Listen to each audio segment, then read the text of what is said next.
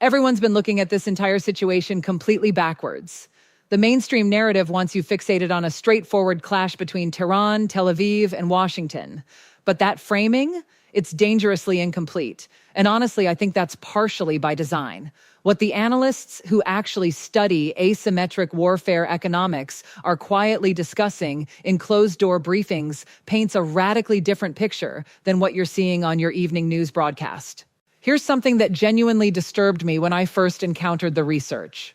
While military commanders stand proudly at podiums celebrating 99% interception rates against incoming Iranian projectiles, a completely separate community of defense economists and industrial capacity planners are staring at spreadsheets that tell an entirely contradictory story. These aren't battlefield statistics they're examining. These are production figures, manufacturing timelines, and ammunition stockpile projections. And those numbers? They raise questions that nobody in uniform seems particularly eager to address publicly. But wait, before we even dig into America's missile mathematics problem, consider this uncomfortable reality that somehow escapes nearly every mainstream analysis. While the United States burns through its precision munitions inventory, defending Allied positions across the Persian Gulf region, another superpower watches from across the Pacific Ocean with something approaching strategic satisfaction. China hasn't fired a single missile in this conflict. Beijing hasn't deployed a single warship to contested waters in the Middle East theater. Yet somehow, with each passing week of sustained combat operations, China's relative strategic position grows measurably stronger. How is that even possible? That question haunted me for weeks, until I finally understood what I'm about to explain to you. Let me walk you through one single example that perfectly crystallizes this entire strategic catastrophe.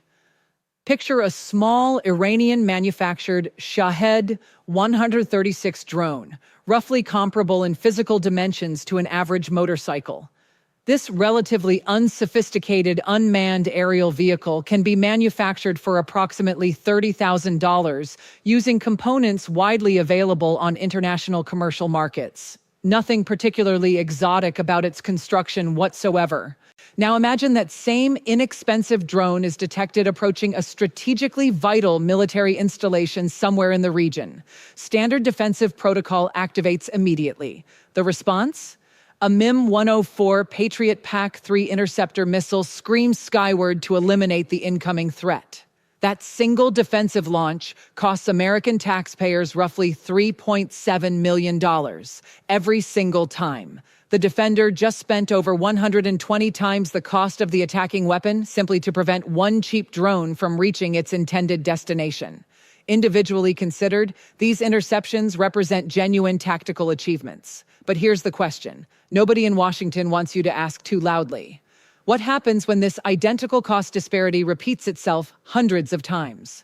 What happens across thousands of exchanges during a prolonged military confrontation, stretching across months rather than days? That fundamental economic imbalance has quietly become the central organizing theme in contemporary military strategic thinking.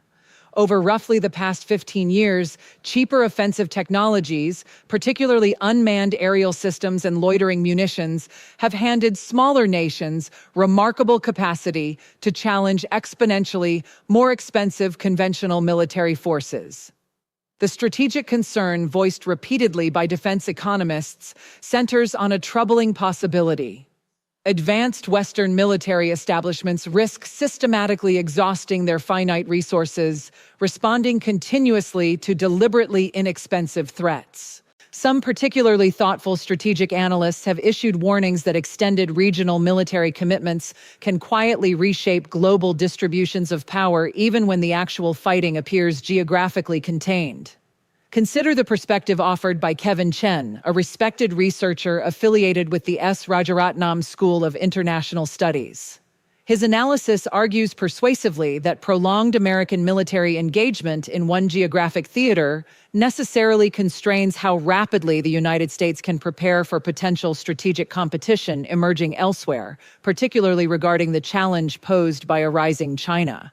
To genuinely grasp the magnitude of what's actually at stake here, you need to understand the concentration of extraordinarily valuable military assets currently positioned within potential strike range. Deep within Israel's southern Negev desert sits Nevatim Air Base, arguably among the most strategically consequential military airfields anywhere in the entire Middle Eastern theater. This installation hosts multiple operational squadrons flying the F-35I Adir, representing perhaps the most technologically sophisticated combat aircraft humanity has ever successfully engineered. Each individual F-35I aircraft carries an approximate price tag of $96 million. 39 of these jets parked on a single runway represents $3.7 billion of concentrated military capability sitting vulnerable in one geographic location. Add the complete supporting infrastructure, and you're examining a multi-billion-dollar concentration of offensive military striking power consolidated within a single targetable location. That exact location sits at the absolute top of Iranian military targeting priority lists. This targeting priority represents no mere coincidence whatsoever. This is the fundamental operating logic underlying asymmetric warfare doctrine. Iranian military strategists don't actually need to obliterate Nevatim Air Base completely. Tehran's planners only need to demonstrate convincingly that Israel's defensive shield can potentially be overwhelmed. That somewhere within a coordinated barrage of 50, 100, perhaps 200 inbound missiles arriving simultaneously, a handful will inevitably penetrate defensive coverage. Because once Israel's F-35I fleet becomes grounded, even temporarily, something profound shifts in the entire regional strategic calculus. Israel immediately loses its primary operational capability for penetrating sophisticated Iranian airspace defenses. The offensive striking edge that underpins Western deterrence strategy throughout the entire region essentially evaporates.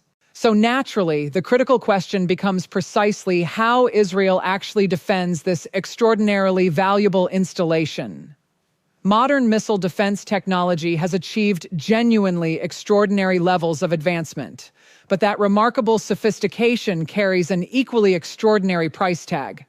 Consider the Arrow 3 system, developed collaboratively between Boeing Corporation and Israel Aerospace Industries. Each individual interceptor carries an estimated cost between $2 million and $4 million. The MIM-104 Patriot PAC-3 costs approximately $3.7 million per launch. And sitting at the absolute apex of missile defense hierarchy, the THAAD system, where a single interceptor can cost roughly $12 million. During approximately the first 10 days of intensive military exchanges occurring in early 2026, American and Israeli defensive forces reportedly launched around 133 advanced interceptor missiles. According to detailed analysis published by the Jewish Institute for National Security of America, the cumulative cost of those defensive launches alone reached approximately $1.28 billion. And that figure covers only the interceptors themselves, completely excluding broader operational expenses. Now compare that defensive expenditure against estimated manufacturing costs of weapons being intercepted. Much of Iran's offensive arsenal relied heavily upon systems such as the Zulfikar missile, estimated at approximately $150,000 per unit. Even accounting for more expensive offensive systems, the overall cost ratio consistently favors the attacking force by substantial margins. For every single dollar Tehran spends launching an offensive missile, defending forces may spend dozens of dollars more successfully intercepting it. But the pure financial imbalance represents only one dimension of the strategic concern. A deeper structural problem involves manufacturing production capacity constraints. The United States currently produces relatively limited quantities of certain specialized interceptor systems annually. Yearly production of THAAD interceptors has historically been estimated somewhere between 12 to fewer than 20 units per year. During the opening operational phase of the current conflict, American defensive forces reportedly expended dozens of THAAD interceptors, potentially representing several years' worth of total production output consumed within days. Replenishing those depleted stockpiles is absolutely not a simple process. Advanced interceptors require extraordinarily specialized manufacturing capabilities. Precision guidance systems must meet tolerances measured in fractions of millimeters. Expanding manufacturing capacity meaningfully requires constructing new facilities, training specialized workforces, and qualifying additional suppliers. These processes typically require years rather than months. So when senior military commanders report that 99% of incoming threats were successfully intercepted, they are stating something technically accurate. What those briefings consistently omit telling you is equally important. The ammunition magazine is progressively emptying with each successful engagement. The next Iranian salvo costs Tehran roughly the same as every previous salvo. But the next American defensive response costs manufacturing capacity that doesn't currently exist. The attacking force can reload faster than the defending force can manufacture replacement interceptors. This represents a structural flaw embedded deeply within the entire architecture of Western deterrence strategy. And remarkably, this vulnerability was clearly visible years before the first missile of this conflict was ever launched. The question was never whether this trap would eventually close. The only question was when, and now that moment has definitively arrived. But far more significant is what was happening simultaneously deep within the mountains of Western Iran. Here's a critically important fact about Iran that Tehran works extraordinarily hard to prevent its citizens from contemplating. Approximately 9 to 10 million Kurds currently reside within Iran's borders, representing roughly 10% of the entire national population concentrated along the western frontier provinces of Kurdistan, Kermanshah, West Azerbaijan, and Elam. For multiple decades, successive Iranian governments managed these Kurdish majority regions through mixtures of cultural restrictions, systematic economic marginalization, and periodic military crackdowns. Policies intended to maintain centralized control often produced precisely the opposite effect. Instead of building loyalty, these measures created deep reservoirs of accumulated resentment among Kurdish populations. Stretching across western Iran lies the Zagros mountain range, approximately 1,600 kilometers of extraordinarily rugged terrain featuring steep ridgelines, narrow valleys, and peaks rising above 3,000 meters. This terrain is historically famous for defeating conventional military forces. Even during the Iran-Iraq War, military formations under Saddam Hussein struggled when mechanized units attempted pushing into these mountains. Tanks and heavy artillery consistently lose their advantages in such environments. That geographic reality explains why Kurdish armed organizations operating throughout this region attract such disproportionate attention from analysts. The Kurdistan Free Life Party maintains several thousand experienced combat fighters. Many gained extensive real-world experience during campaigns against Islamic State forces throughout Iraq and Syria, learning sophisticated small-unit tactics and ambush strategies optimized for mountainous terrain. On February 22, 2026, these historically fragmented Kurdish factions achieved something genuinely unprecedented. 5 major armed parties formally established the Coalition of Political Forces of Iranian Kurdistan. Their stated objective is entirely unambiguous: complete overthrow of the Islamic Republic and establishment of civil democratic governance. Intelligence reports indicate the CIA is actively working to provide weapons and support to Kurdish forces inside Iran. President Trump reportedly made a direct telephone call to Mustafa Hijri, senior leader of the Kurdistan Democratic Party of Iran. And during early March 2026, American and Israeli air assets conducted precision strikes, specifically targeting Iranian law enforcement headquarters in Kurdish cities including Sanandaj and Marivan. Destroy that security apparatus, and the path for Kurdish fighters moving eastward from Zagros strongholds becomes considerably less obstructed. From a purely tactical standpoint, this approach possesses genuine elegance. The Islamic Revolutionary Guard Corps is being compelled to divert substantial resources away from the Persian Gulf coastline to secure an interior front stretching across 1,600 kilometers of difficult mountain terrain. Every battalion redeployed to Kermanshah represents a battalion no longer defending missile batteries near Tehran, But here is where a decade spent watching these dynamics compels me to articulate something uncomfortable.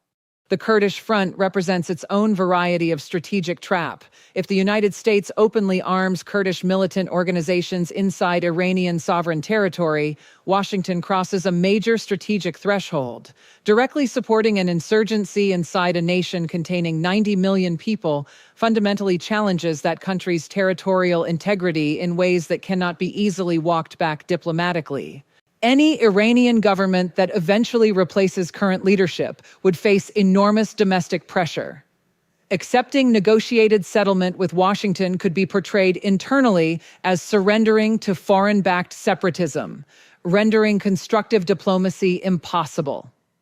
John Mearsheimer has long argued that successful regime change strategies require replacement governments to align closely with intervening powers.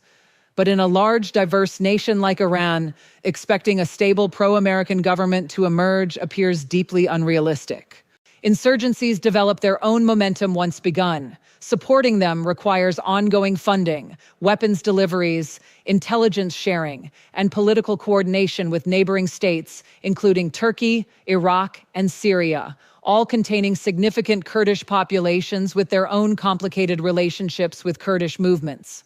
Over time, the situation could resemble long-term commitments defining the Afghanistan war, where early tactical decisions created obligations lasting decades. And while mainstream discussion focuses on immediate military developments, another strategic transformation unfolds across the Pacific. China has been methodically expanding industrial and naval capacity at extraordinary pace. Current estimates suggest China's shipbuilding capacity exceeds American capacity by over 200 times. Facilities such as Jiangnan Shipyard illustrate this expansion, massive complexes simultaneously producing commercial and military vessels. China captured approximately 53% of global commercial shipbuilding during 2024. The United States share? 0.1%. That's not a typographical error.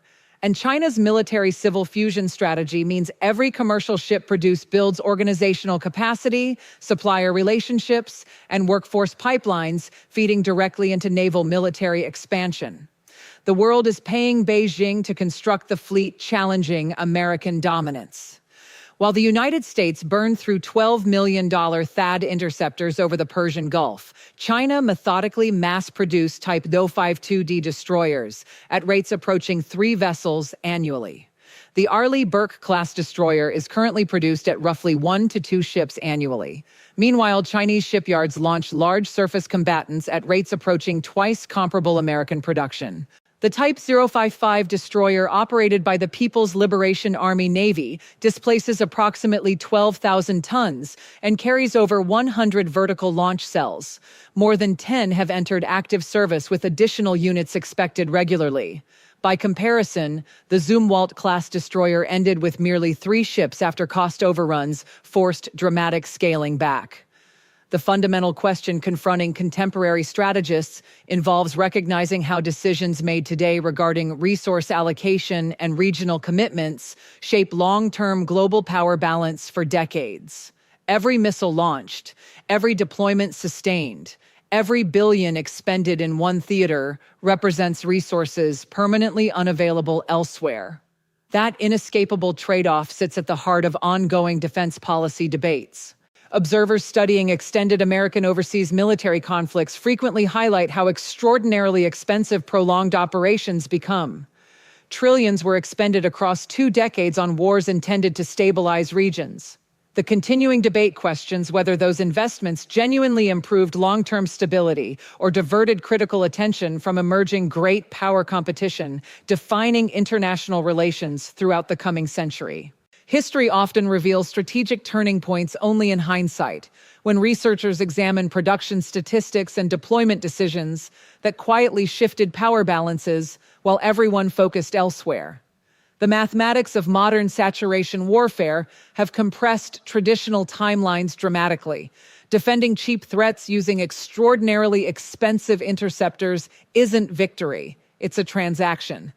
And the ledger on that transaction, run to logical conclusion, produces a military that has expended precision strike inventory toward depletion, whose factories cannot rebuild stockpiles rapidly enough, and whose naval forces age in the wrong ocean, while strategic competitors methodically expand capabilities without firing a single shot.